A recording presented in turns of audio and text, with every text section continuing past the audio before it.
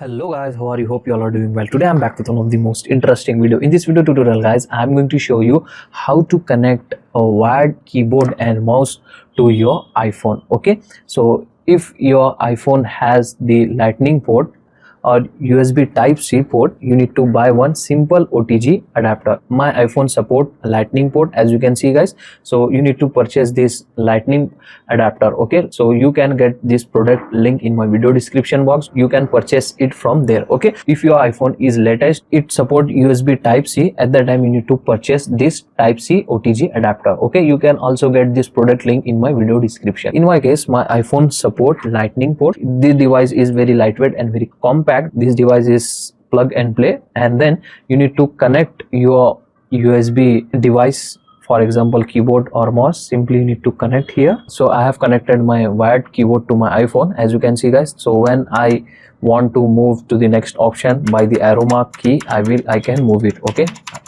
right, left, up and down. If you want to type, for example, so whatever I type here from my keyboard, by the backspace you can delete your all words. You can use your keyboard how you can use it on your PC. Same, if you want to open any app, so from the help of enter button you can open your any app like this. Okay, if you want to go back, press the back button from your keyboard, so it will go back. Okay, so especially for typing guys, you can use this keyboard very perfectly fine. Okay, same with if you want to use your mouse, wired or wireless mouse. If you have the mouse with the receiver, you need to connect the receiver to your adapter simply. Okay, like this. So I will keep my keyboard aside, and if you have on off button, just simply you need to turn on your mouse. So as you can see guys, the mouse is also working very perfectly fine. In case the USB devices was not connecting to your iPhone properly, at that time guys, you need to